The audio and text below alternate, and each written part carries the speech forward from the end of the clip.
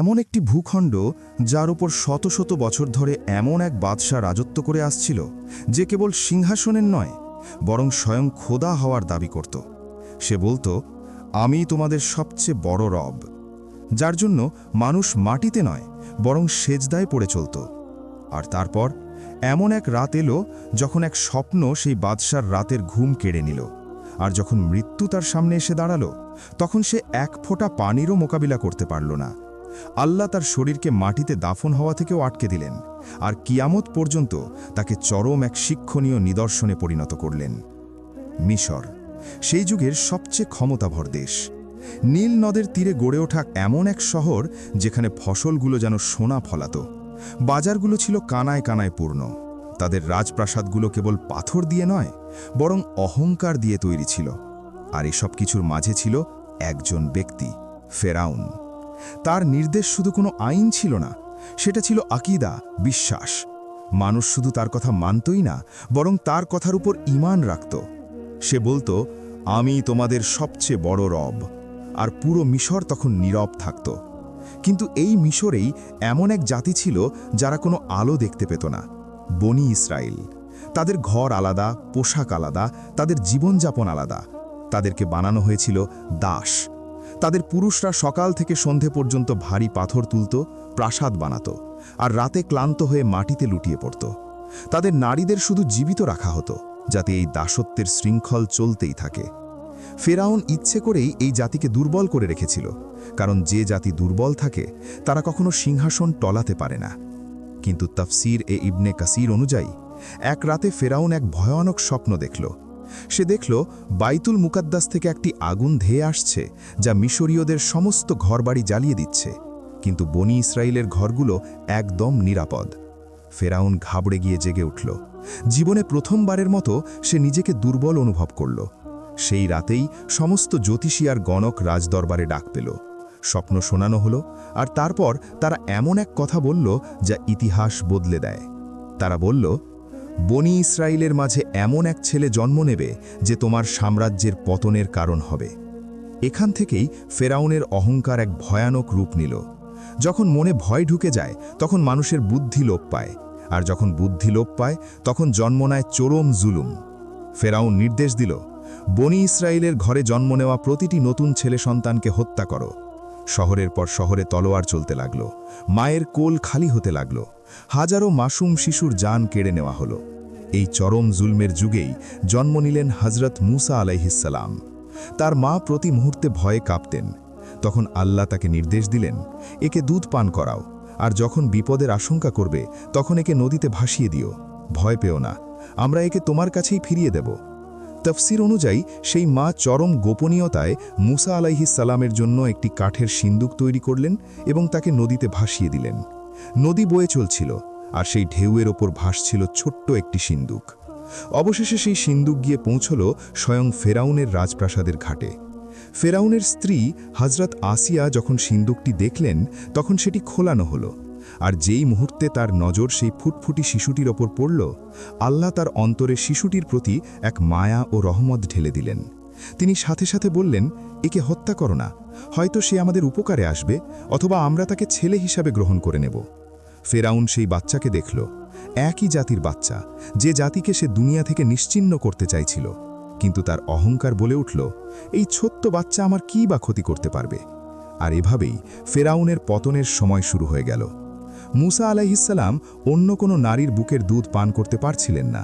রাজপ্রাসাদ চিন্তিত হয়ে পড়ল। তখন মুসা আলাইহিসসালামের বোন, যে দূর থেকে লুকিয়ে লুকিয়ে সব দেখছিল, সে এগিয়ে এসে বলল, আমি কি আপনাদের এমন এক নারীর সন্ধান দেব যে এই বাচ্চার খুব ভালোভাবে লালন পালন করতে পারবে?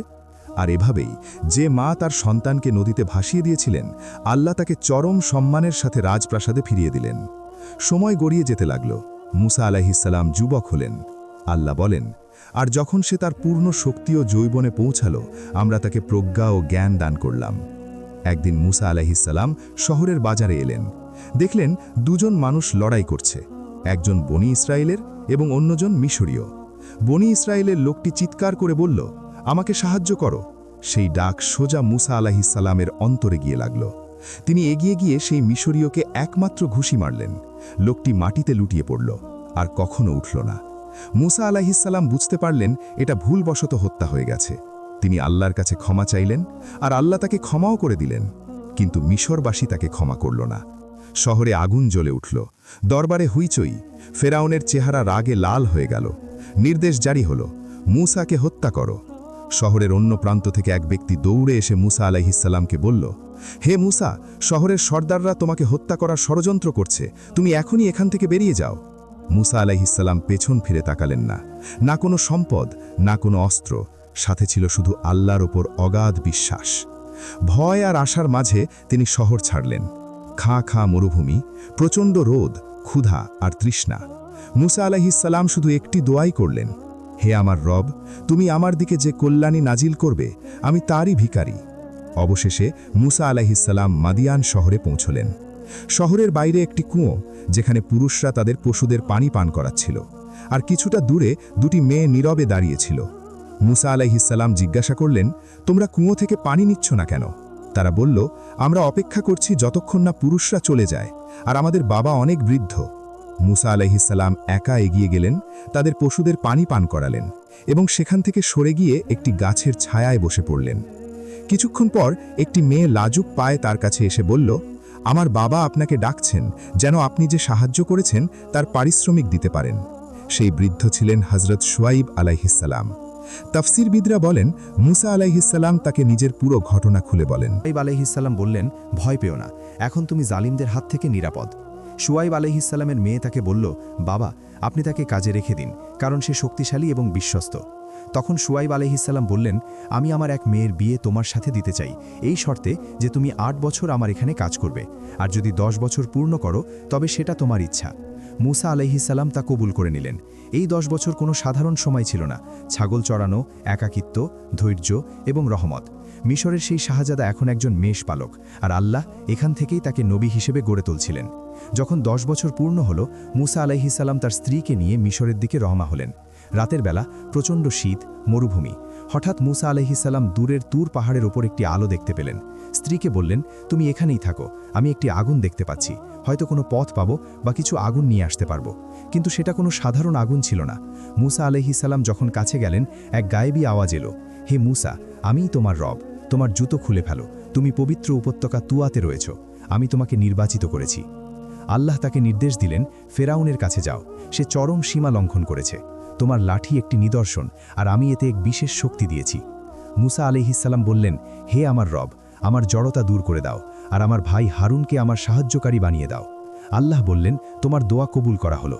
এরপর মুসা আলাইহিসসালাম তার ভাই হারুন আলাইহিসসালামকে নিয়ে ফেরাউনের দরবারে পৌঁছালেন। ফেরাউন তার সেই চিরচেনা অহংকারী হাসি দিয়ে বলল, তোমার রব আবার কে?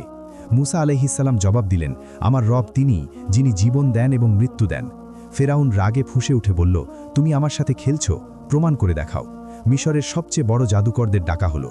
তারা রশি ছুড়ল, আর মানুষের চোখের সামনে সেগুলো যেন সাপ হয়ে নড়তে শুরু করল। মানুষের অন্তর কেঁপে উঠল। কিন্তু মুসা আলাইহিসসালাম শুধু তার হাতের লাঠিটি মাটিতে ফেলে দিলেন, আর সেটি এক বিশাল ও ভয়ঙ্কর অজগর হয়ে গেল।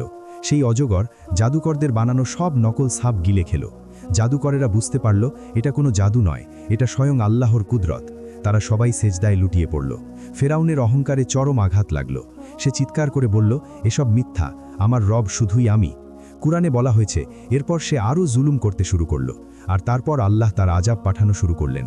মিশরের জমিনে এক ভয়ানক তুফান পাঠানো হলো। এই তুফান শুধু পানি ছিল না, এটি ছিল আল্লাহর আযাব, যা তাদের সমস্ত ফসল বরবাদ করে দিল। তারা পানিতে ডুবতে লাগল।